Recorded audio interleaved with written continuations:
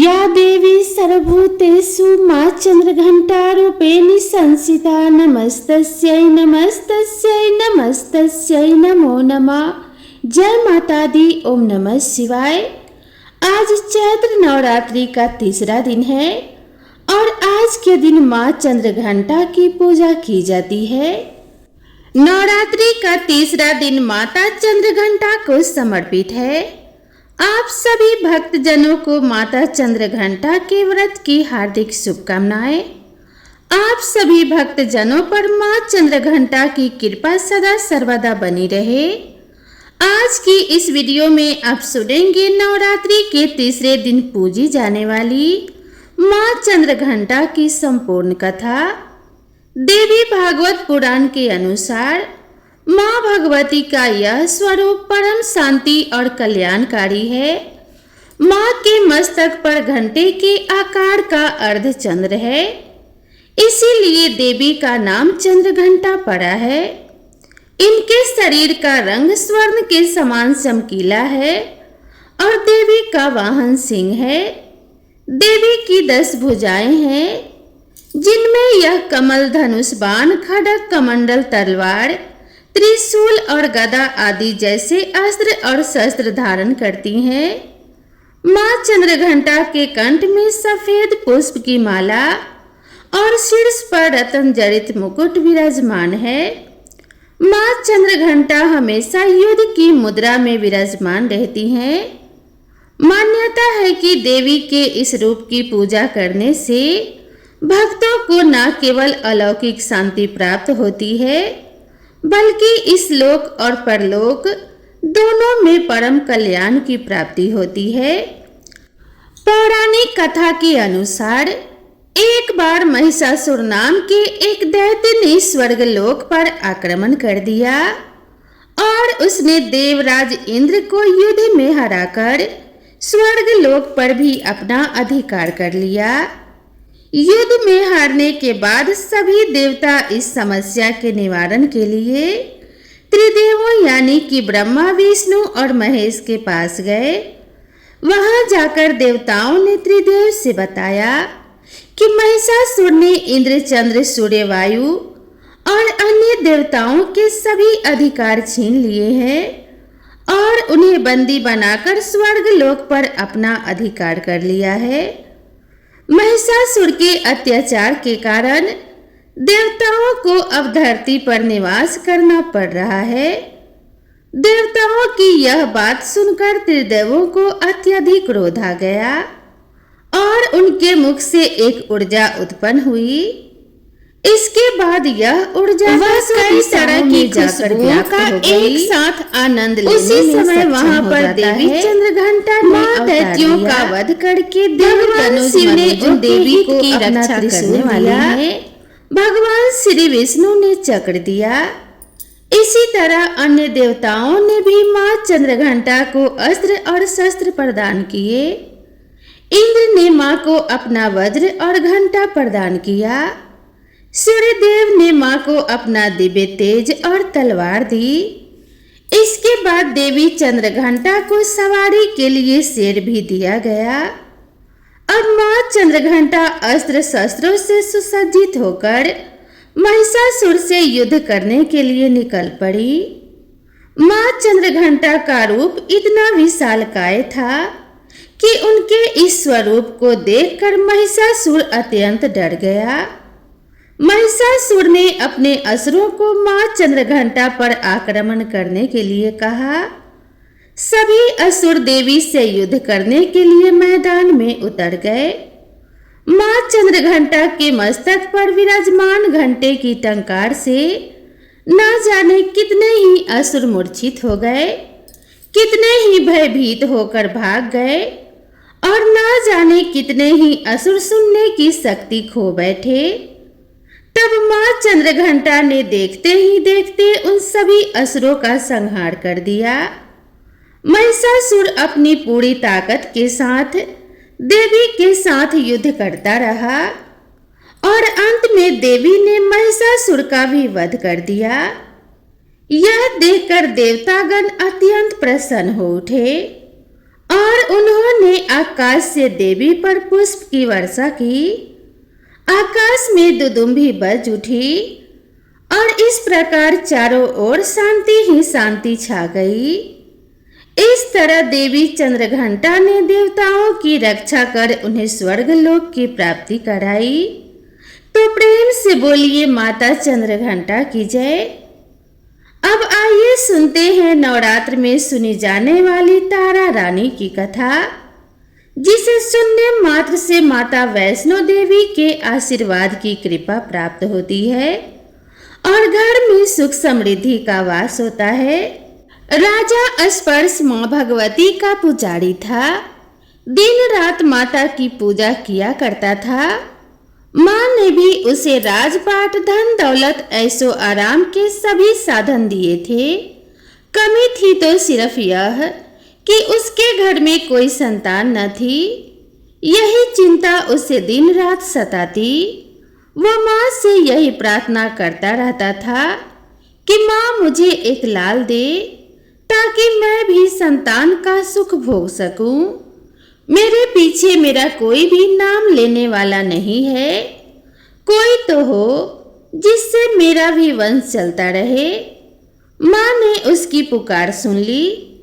एक दिन माँ ने आकर राजा को स्वप्न में दर्शन दिए और कहा कि हे राजन, मैं तेरी भक्ति से बहुत प्रसन्न हूँ और तुझे वरदान देती हूँ कि तेरे घर में 2 कन्याएं जन्म लेंगी।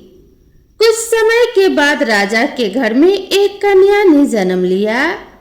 राजा ने अपने राज दरबारियों को बुलाया, पंडितों व ज्योतिषियों को बुलाया और बच्ची की जन्म कुंडली तैयार करने का आदेश दिया। पंडित तथा ज्योतिषियों ने उस बच्ची की जन्म कुंडली तैयार की और कहा कि हे राजन, यह कन्या तो साक्षात देवी है। यह कन्या जहाँ भी कदम रखेगी वहाँ खुशियाँ ही खुशियाँ होंगी। यह कन्या भी भगवती की पुजारिन होगी। उस कन्या का नाम तारा रखा गया। कुछ समय के बाद राजा के घर वरदान के अनुसार एक और कन्या ने जन्म लिया। मंगलवार का दिन था। पंडितों और ज्योतिषियों ने जब जन्म कुंडली तैयार की तो उदास हो गए। राजा ने उदासी का कारण पूछा तो वे कहने लगे, महाराज, यह कन्या आपके लिए शुभ नहीं है। राजा ने उदास होकर ज्योतिषियों से पूछा कि मैंने ऐसे कौन से बुरे कर्म किए हैं जो इस कन्या ने मेरे घर में जन्म लिया है। उस समय ज्योतिषियों ने अपनी ज्योतिष विद्या से ज्ञात करके बताया। कहने लगे कि ये दोनों कन्याएं जिन्होंने आपके घर में जन्म लिया है, पिछले जन्म में राजा इंद्र की अप्सराएं थी। इन्होंने सोचा कि हम भी मृत्यु लोक में भ्रमण करें तथा देखें कि मृत्यु लोक पर लोग किस तरह रहते हैं। दोनों ने मृत्यु लोक पर आकर एकादशी का व्रत रखा। बड़ी बहन का नाम तारा था तथा छोटी बहन का नाम रुकमन था। बड़ी बहन तारा ने अपनी छोटी बहन से कहा कि रुकमन, आज एकादशी का व्रत है, आज हम भोजन नहीं करेंगे, तू बाजार जाकर फल ले आ। रुकमन बाजार फल लेने के लिए गई। वहां उसने मछली के पकौड़े बनते देखे। उसने अपने पैसे के तो पकौड़े खा लिए तथा तारा के लिए फल लेकर वापस आ गई। फिर क्या था, फल उसने तारा को दे दिए। तारा ने पूछा कि तू अपने लिए फल लेकर क्यों नहीं आई? तो रुकमन ने बताया कि उसने मछली के पकौड़े खा लिए हैं। उसी वक्त तारा ने शाप दिया कि जा नीच, तूने एकादशी के दिन मांस खाया है, नीचों का कर्म किया है। जा, मैं तुझे शाप देती हूँ कि तू नीचों की योनि पाए, छिपकली बनकर सारी उम्र मांस अर्थात कीड़े मकोड़े खाती रहे। उसी शहर में एक ऋषि गुरु गोरख अपने शिष्यों के साथ रहते थे। उनके शिष्यों में एक चेला तेज स्वभाव का तथा घमंडी था। एक दिन वो घमंडी शिष्य पानी का कमंडल भरकर खुले स्थान में एकांत में जाकर तपस्या करने बैठ गया। वो अपनी तपस्या में लीन था। उसी समय उधर से एक प्यासी कपिला गाय आ गई। उस ऋषि के पास पड़े कमंडल में पानी पीने के लिए उसने अपना मुंह डाल दिया और सारा पानी पी गई। जब कपिला गाय ने मुंह बाहर निकाला तो खाली कमंडल की आवाज सुनकर उस ऋषि की समाधि टूटी। उसने देखा कि गाय ने सारा पानी पी लिया था। ऋषि ने गुस्से में आकर उस कपिला गाय को बहुत बुरी तरह चिमटे से मारा। वह गाय लहूलुहान हो गई। यह खबर गुरु गोरखनाथ को मिली। उन्होंने जब कपिला गाय की हालत देखी तो उस ऋषि को बहुत बुरा भला कहा और उसी वक्त आश्रम से बाहर निकाल दिया। गुरु गोरखनाथ ने गाय माता पर किए गए पाप से छुटकारा पाने के लिए कुछ समय बाद एक यज्ञ रचाया। इस यज्ञ का पता उस शिष्य को भी चल गया जिसने कपिला गाय को मारा था। उसने सोचा कि वह अपने अपमान का बदला जरूर लेगा। यज्ञ शुरू हो गया। उस चेले ने एक पक्षी का रूप धारण किया और चोंच में सर्प लेकर भंडारे में फेंक दिया, जिसका किसी को भी पता ना चला। एक छिपकली जो पिछले जन्म में तारा देवी की छोटी बहन थी तथा बहन के शाप को स्वीकार कर छिपकली बनी थी, सर्प का भंडारे में गिरना देख रही थी। उसे त्याग व परोपकार की शिक्षा अब तक याद थी। वह भंडारा होने तक घर की दीवार पर चिपकी समय की प्रतीक्षा करती रही। कई लोगों के प्राण बचाने हेतु उसने अपने प्राण न्यौछावर कर लेने का मन ही मन निश्चय किया। अब खीर भंडारे में दी जाने वाली थी। बांटने वालों की आंखों के सामने वह छिपकली दीवार से कूदकर कढ़ाई में जा गिरी। नादान लोग छिपकली को बुरा भला कहते हुए खीर की कढ़ाई को खाली करने लगे। उन्होंने उसमें मरे हुए सांप को देखा। तब सबको मालूम हुआ कि छिपकली ने अपने प्राण देकर उन सबके प्राणों की रक्षा की है। वहां उपस्थित सभी सज्जनों और देवताओं ने उस छिपकली के लिए प्रार्थना की कि उसे सब योनियों में उत्तम मनुष्य जन्म प्राप्त हो तथा अंत में वह मोक्ष को प्राप्त करे। तीसरे जन्म में वह छिपकली राजा स्पर्श के घर कन्या के रूप में जन्मी। दूसरी बहन तारा देवी ने फिर मनुष्य रूप में जन्म लेकर तारामती नाम से अयोध्या के प्रतापी राजा हरिश्चंद्र के साथ विवाह किया। राजा स्पर्श ने ज्योतिषियों से कन्या की कुंडली बनवाई। ज्योतिषियों ने राजा को बताया कि यह कन्या आपके लिए हानिकारक सिद्ध होगी, शकुन ठीक नहीं है, अतः आप इसे मरवा दीजिए। राजा बोले, लड़की को मारने का पाप बहुत बड़ा है, मैं उस पाप का भागीदार नहीं बन सकता। तब ज्योतिषियों ने विचार करके एक राय दी कि हे राजन, आप एक लकड़ी के संदूक में ऊपर से सोना चांदी जड़वा दें, फिर उस संदूक के भीतर लड़की को बंद करके नदी में प्रवाहित कर दीजिए। सोने चांदी से जड़ा हुआ संदूक अवश्य ही कोई लालच से निकाल लेगा और आपको कन्या के हत्या का पाप भी नहीं लगेगा। राजा सबकी बात मानकर उनकी बातों से सहमत हो गया। अंततः ऐसा ही किया गया और नदी में बहता हुआ संदूक काशी के समीप एक भंगी को दिखाई दिया। वह संदूक नदी से बाहर लाकर निकाल लेता है।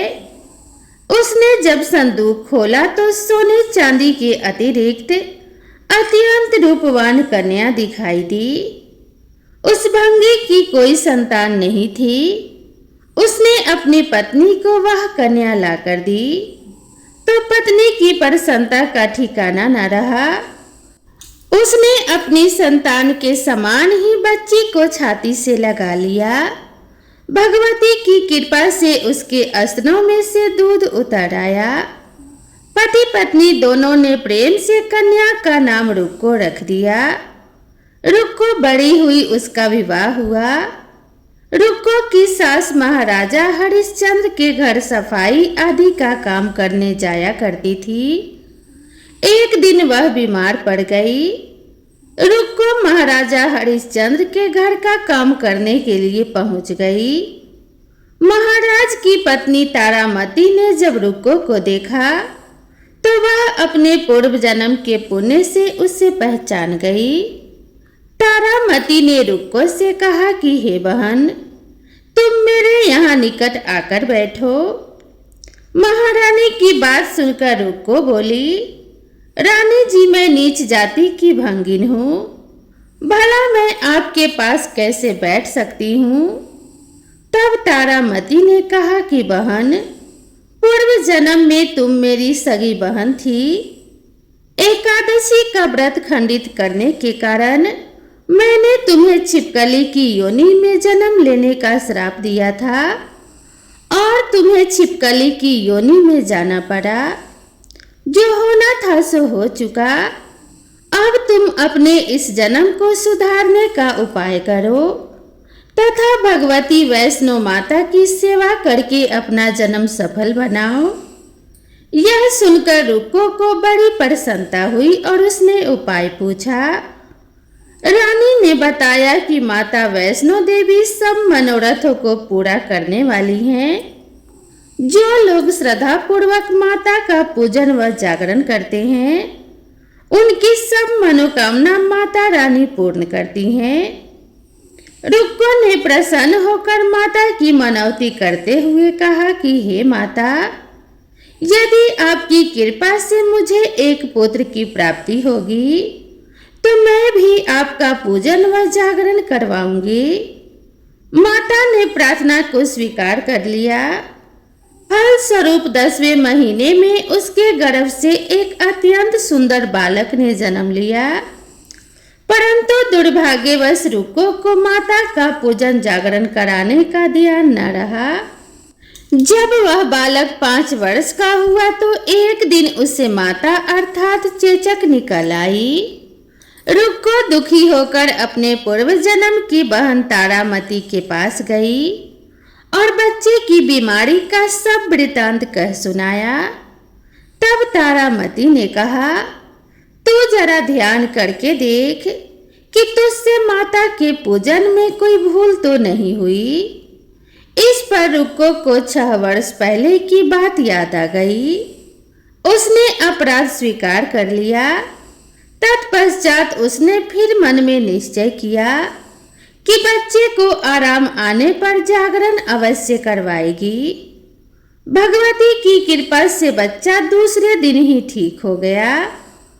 तब रुक्को ने देवी के मंदिर में ही जाकर पंडित से कहा कि मुझे अपने घर माता का जागरण करना है, अतः आप मंगलवार को मेरे घर पधार कर मुझे कृतार्थ करें। पंडित जी बोले, अरे रुक्को, तू यहाँ 5 रुपए दे जा, हम तेरे नाम से मंदिर में ही जागरण करवा देंगे। तू नीच जाति की स्त्री है, इसीलिए हम तेरे घर में जाकर देवी का जागरण नहीं कर सकते। रुक्को ने कहा कि हे पंडित जी, माता के दरबार में तो ऊंच नीच का कोई विचार नहीं होता। वे तो सभी भक्तों पर समान रूप से कृपा बरसाती हैं, अतः आपको कोई ऐतराज नहीं होना चाहिए। इस पर पंडित ने आपस में विचार करके कहा कि यदि महारानी तुम्हारे जागरण में पधारे तब तो हम भी स्वीकार कर लेंगे। यह सुनकर रुक्को महारानी के पास गई और सब वृतांत कह सुनाया। तारामती ने जागरण में सम्मिलित होना सहर्ष स्वीकार कर लिया। जिस समय रुक्को पंडितों से यह कहने के लिए गई कि महारानी जी जागरण में आएंगी। उस समय सेन नाई वहां पर था। उसने सब सुन लिया और महाराजा हरिश्चंद्र को जाकर सूचना दे दी। राजा को सेन नाई की बात पर विश्वास नहीं हुआ और राजा ने कहा कि महारानी भंगियों के घर जागरण में नहीं जा सकती। फिर भी परीक्षा लेने के लिए राजा ने रात को अपनी उंगली पर थोड़ा सा चीरा लगा लिया, जिससे राजा को रात में नींद ना आए। रानी तारामती ने जब देखा कि जागरण का समय हो रहा है परंतु महाराज को नींद नहीं आ रही, तो रानी ने माता वैष्णो देवी से मन ही मन प्रार्थना की कि हे माता, आप ही किसी उपाय से राजा को सुला दें ताकि मैं जागरण में सम्मिलित हो सकूं। माता रानी की कृपा से राजा को तुरंत ही नींद आ गई। तारामती रोशनदान से रस्सी बांधकर महल से उतरी और रूपो के घर जा पहुंची। उस समय जल्दी के कारण रानी के हाथ से रेशमी रुमाल तथा पांव का एक कंगन रास्ते में ही गिर गया। उधर थोड़ी देर बाद राजा हरिश्चंद्र की नींद खुल गई। वह भी रानी का पता लगाने निकल पड़ा। उसने मार्ग में कंगन व रुमाल देखा। राजा ने दोनों चीजें रास्ते से उठाकर अपने पास रख ली और जहां जागरण हो रहा था वहां पर जा पहुंचा। वह एक कोने में चुपचाप बैठकर सभी दृश्य देखने लगा। जब जागरण समाप्त हुआ तो सबने माता की अरदास की। उसके बाद प्रसाद बांटा गया। रानी तारामती को जब प्रसाद मिला तो उसने झोली में रख लिया। यह देख लोगों ने पूछा, आपने प्रसाद क्यों नहीं खाया? यदि आप नहीं खाएंगी तो कोई भी प्रसाद नहीं खाएगा। रानी बोली, तुमने प्रसाद दिया वह मैंने महाराज के लिए रख लिया, अब मुझे मेरा प्रसाद दे दो। अब की बार प्रसाद ले तारा ने खा लिया। इसके बाद सब भक्तों ने मां का प्रसाद खाया। इस प्रकार जागरण समाप्त करके प्रसाद खाने के पश्चात रानी तारामती महल की तरफ चली।